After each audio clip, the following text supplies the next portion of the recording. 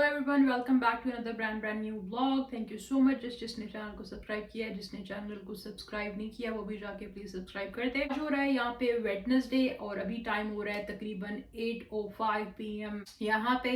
अभी अल्हम्दुलिल्लाह थर्ड रोजा इफ्तार कर लिया है। करीबी मस्जिद है, मैंने आपको अपने पिछले ब्लॉग में दिखाई थी, तो मैंने अपने लिए वहाँ से इफ्तार भी ले लिया है, तो इफ्तार भी साथ साथ करते जाएंगे। तो ये है इफ्तार, इसमें थोड़े से फ्रूट्स हैं, थोड़े से सेवरी आइटम है और खजूर हैं ऑब्वियसली। तो अभी वीडियो स्टार्ट करते हैं। खैर, आज की वीडियो का टॉपिक है pros and cons of coming to Canada as an international student, और उसको हम डिस्कस करेंगे। मैंने थोड़े से पॉइंट्स बना लिए हैं। हम पहले प्रोज से शुरू करेंगे, प्रोज के बाद हम कॉन्स पे आएंगे। तो आज जिस तरह कनाडा अभी बहुत हाई डिमांड में चल रहा है, क्योंकि कनाडा का पीआर माना जाता है कि ईजी है, विच इज़ नॉट। अगेन ये मिथ है कि कनाडा का पीआर ईजी है, बिल्कुल भी ईजी नहीं है कनाडा का पीआर। खैर, तो आज हम ये डिस्कस करेंगे कि प्रोज एंड कॉन्स क्या है कनाडा आने की एज इंटरनेशनल स्टूडेंट। सो हम पहले शुरू करते हैं प्रोज से, अच्छी बातों से स्टार्ट करते हैं कि आपको क्यों कनाडा आने के लिए कंसिडर करना चाहिए एज एन इंटरनेशनल स्टूडेंट। तो मैंने कुछ पॉइंट्स बनाए हुए हैं। तो फॉलो आ जाता है क्वालिटी एजुकेशन के, क्योंकि आप वर्ल्ड क्लास की यूनिवर्सिटी में पढ़ते हैं। ऑब्वियसली कनाडा में जो अच्छी यूनिवर्सिटी होगी वो वर्ल्ड की यूनिवर्सिटी में कहीं ना कहीं तो रैंक करेगी। अकॉर्डिंग टू यूनेस्को पूरे दुनिया में ये 2022 का सर्वे है, जिसमें पूरी दुनिया में 28,000 यूनिवर्सिटीज हैं। जैसे मेरी यूनिवर्सिटी है जहाँ से मैंने पढ़ा है, साइमन फ्रेजर यूनिवर्सिटी, वो दुनिया में जितनी यूनिवर्सिटीज़ हैं उसमें वो 124th पे रैंक करती है। तो पहला जो प्रो है वो है क्वालिटी एजुकेशन।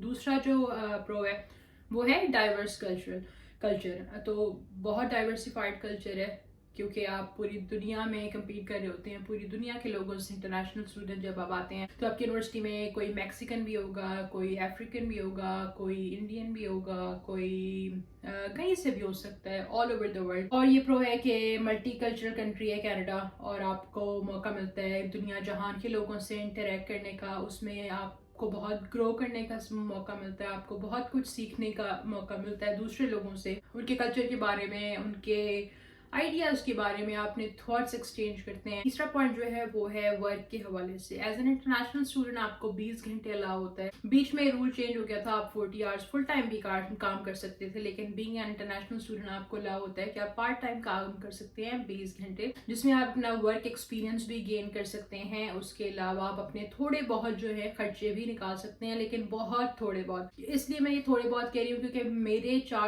5 साल की डिग्री में मैंने अपना कोई लिविंग एक्सपेंस, अपनी कोई tuition fee out of my own pocket नहीं दी, क्योंकि it was near to impossible. तो मुझे लगता है इट्स आल्सो अ मिथ, लेकिन बहुत लोग करते भी हैं, लेकिन फिर वो ड्रॉप आउट कर जाते हैं या वो डिप्लोमा करते हैं। इन माय केस तो मैंने नहीं किया, काम किया भी था तो it was just for fun कि थोड़े बहुत पैसे आ गए, कुछ ले लिया। उसके अलावा मैंने नहीं अपनी पूरी यूनिवर्सिटी लाइफ में काम किया कुछ एज सच कि जिससे मेरा ये हो के सुकून है कि रेंट पे हो जाएगा और सारी चीज़ें अलाइन हो जाएंगी। ऐसा कभी नहीं हुआ मेरे साथ। चौथा जो पॉइंट है वो है post graduate work permit. Post graduate work permit जो होता है, पहले आप जब स्टूडेंट वीज़ा पे आते हैं आपके पास होता है स्टडी वीज़ा। जितने साल की आपकी पढ़ाई होगी आपका उतना स्टडी वीज़ा होगा। उसके बाद आपका स्टडी वीज़ा एक्सपायर हो जाता है। उसके बाद you have to apply for a post graduate work permit. वो आपको मिलता है 3 साल का। अगर जिसने डिग्री की उसको 3 साल का मिलता है, जैसे मुझे 3 साल का मिला था। लेकिन अल्हम्दुलिल्लाह मेरा वर्क परमिट खत्म होने से पहले ही मुझे पीआर मिल गया था, तो मुझे उसको रिन्यू कराने की टेंशन नहीं थी इतनी। तो खैर, वो work permit, post graduate work permit जो होता है वो 3 साल का होता है। उसमें आपको वर्क एक्सपीरियंस गेन करना होता है। आपकी मर्जी, आप करना चाहें ना करना चाहें, लेकिन वो 3 साल आपके पास होते हैं काम करने के लिए। उसमें अगर आपने एक्सपीरियंस गेन कर लिया, आपके इनफ पॉइंट्स हो गए, तो आप उसके बेसिस पे अपना पीआर अप्लाई कर सकते हैं। पीआर क्या होता है? Permanent residency. Once you get a PR तो आपको कनाडा से कोई भी नहीं निकाल सकता। उसके बाद आप अपनी सिटीजनशिप अप्लाई करते हैं। और हमारे पास आ जाता है पांचवा पॉइंट जो है वो है quality of life. Quality of life में ये आ जाता है आपका हेल्थ केयर सिस्टम आ जाता है, आपकी सोशल सर्विसेज आती है, और आपका सेफ एंड पीसफुल एनवायरनमेंट आ जाता है। जैसे कि फॉर एग्जांपल अगर आप यहाँ पे 3 बजे भी अकेले बाहर जा रहे हैं तो आपको अल्हम्दुलिल्लाह, मुझे 8 साल में कभी नहीं लगा कि कोई मुझे फॉलो कर रहा है या कोई मुझे तंग करेगा, या सेफ एंड साउंड तो बहुत ज्यादा है, नो डाउट। और 6 पॉइंट आ जाता है लैंग्वेज स्किल्स। लैंग्वेज स्किल्स में अगर आप किसी इंग्लिश स्पीकिंग प्रोविंस में रह रहे हैं, जैसे कि है ब्रिटिश कोलंबिया और ओंटारियो, क्योंकि बाकी जो क्वेबेक वगैरह है वहाँ पे ज़्यादा फ्रेंच होती है। लेकिन अगर आप किसी ऐसे प्रोविंस में हैं सच एज BC और एल्बर्टा और ओंटारियो, تو آپ کی لینگویج سکلز بہت ڈیولپ جاتی ہیں. جیسے میں نے شروع سے انگلش میڈیم اسکول میں پڑھا ہے, میری انگلش تب بھی مجھے سارا سمجھ آتا تھا, سب کچھ لکھنے آتا تھا, سب کچھ آتا تھا, لیکن بولنے میں اتنا کانفیڈنس نہیں تھا کیونکہ ہم نے کبھی اتنی زیادہ کانفیڈنس تھا, مطلب I never lack confidence in اینی تھنگ, لیکن مسئلہ یہ کہ ہم وہاں پہ ریگولرلی نہیں بولتے. اور پاکستان میں آپ انگلش کو لینگویج نہیں سمجھتے, ایک بس ایک دکھاوا بن گیا کہ اچھا یار انگلش بولنی آتی ہے, اٹس جسٹ این لینگویج. تو خیر یہاں آپ کو بہت زیادہ اس میں اسکلز جو ہیں ڈیولپ ہوتی ہیں. تو 7واں پوائنٹ ہمارے پاس آتا ہے پی آر کا. جب آپ یہاں پہ پڑھائی کرتے ہیں ایز این انٹرنیشنل اسٹوڈنٹ, اس کے بعد تھوڑا ورک ایکسپیرینس لیتے ہیں تو آپ کے لیے پی آر ایزی ہو جاتا ہے. It's not that easy these days کیونکہ جو پوائنٹس ہیں وہ بہت زیادہ اوپر جا رہے ہیں ایکسپریس انٹری کے, ہمارے ٹائم پہ کم تھے. تو ایک یہ بھی ہے کہ آپ اپنا ایز این انٹرنیشنل اسٹوڈنٹ آ کے آپ اپنی پرماننٹ ریزیڈنسی لے سکتے ہیں. تو ابھی ہم یہ تھے ہمارے 7 پوائنٹس پروز کے. ابھی تھوڑا سا کھجور کھاتے ہیں پھر ڈسکس کرتے ہیں کونس. اوکے, تو ہمارے پاس کونس میں جو آ جاتا ہے سب سے پہلے جو ہے کاسٹ ہے.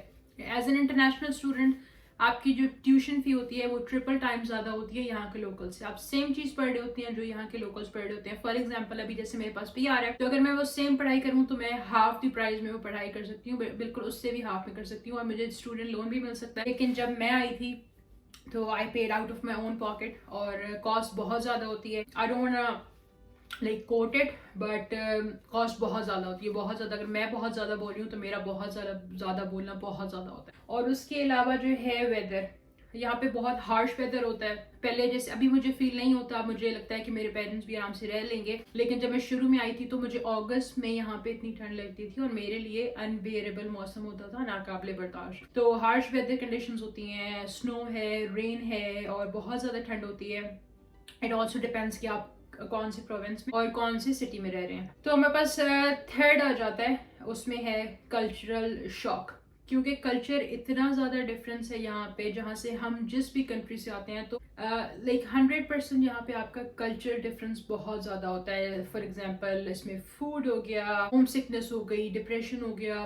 میں کسی کو کہتی نہیں تھی, لیکن انسان کے اوپر کبھی کبھی ایسا وقت آتا ہے کہ انسان ٹوٹ جاتا ہے. اور یہاں پہ آپ کا کوئی بھی ہو, آپ کے فیملی ممبر ہوں, آپ کے دوست ہوں, یہاں پہ کوئی کسی کو نہیں جانتا, یہاں پہ کوئی کسی کی کوئی ہیلپ نہیں کرتا, سب آن دیئر اون ہے کیونکہ everyone is going through something. It's not that easy. لیکن ہمیں آنے سے پہلے وہ چیزیں کوئی بتاتا نہیں ہے. جیسے اگر ہمارا کوئی فیملی ممبر بھی باہر رہتا ہے تو ہمیں وہ پروز اینڈ کونس صحیح طرح سے بتاتے ہی نہیں ہے کہ ہمیں کیا چیلنجز فیس کرنے پڑیں گے. تو لوگوں کی یہ بھی بہت بری عادت ہے کہ کوئی کسی کو گائیڈ ہی نہیں کرنا چاہتا. تو اس لیے کلچر شاک سم ٹائمز کین بی ٹو مچ, جیسے میرے لیے بھی تھا. لیکن الحمدللہ کوئی نہ ہو تو سب سے اچھی بات ہے, کیونکہ اگر جب کوئی نہیں ہوتا تو اللہ تعالیٰ آپ کے ساتھ ہوتے ہیں. اور مجھے ایسا لگتا ہے کہ اچھا ہے میرے پاس کوئی نہیں تھا, کیونکہ جب کوئی بھی نہیں تھا دین آئی فاؤنڈ اللہ تعالیٰ, and the way I found ہم, اللہ تعالیٰ کو پہچان ہی نہیں سکتی تھی جس طرح میں نے اپنے اکیلے وقت میں, اپنے ڈپریشن میں, اپنے آئسولیشن میں اللہ تعالیٰ کو پہچانا. اور اب مجھے لگتا ہے کہ مجھے کسی کی بھی ضرورت نہیں ہے اللہ تعالیٰ کے علاوہ, اور اللہ تعالیٰ ہمیشہ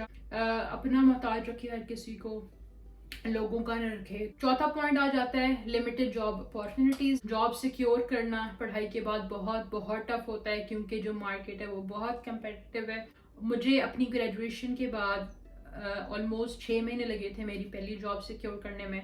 اور میری پہلی job it was a very good job, I was so much satisfied with it, but وہ میرے پی آر میں کاؤنٹ نہیں ہوتی تھی for some reason, because it was not permanent. تو وہ میرے پی آر میں کاؤنٹ نہیں ہوتی تھی. I had to secure another job, I had to leave that job. First time مجھے ملی تھی 6 مہینے کے بعد جاب. جب سیکنڈ ٹائم میرے پاس 1 سال کا تقریباً ایکسپیرینس تھا, اس کے بعد مجھے ملی تھی 2 مہینے کے بعد جاب. تو ایکسپیرینس بھی کہیں نہ کہیں کاؤنٹ ہوتا ہے. جیسے میں نے تھوڑا سا ایکسپیرینس گین کر لیا تھا, پھر مجھے 2 مہینے کے بعد جاب ملی تھی, اور الحمدللہ وہی میری جاب چل رہی ہے اب تک. جب آپ گریجویٹ کر لیتے ہیں تو آپ کے دماغ میں ہوتا ہے کہ آپ نے اتنا مہنگا پڑھا ہے اور سب کچھ, اور آپ کو فوراً آپ کے قدموں میں جاب ہوگی اور آپ کے دروازے کھٹکھٹائے گی. ایسا نہیں ہوتا. جاب ڈھونڈنا it was a real struggle تھا جی. 4تھ پوائنٹ اور آ جاتا ہے 5th point, which is the most difficult and میرا فیوریٹ پوائنٹ یہ ہے کونس میں, ڈسٹینس فرام ہوم. یہ سب سے زیادہ مشکل ہے. ایک طرح سے اس میں اچھا بھی ہے برا بھی ہے کہ اپنی فیملی سے دور رہتے ہو. اس میں اچھا یہ ہے کہ آپ کو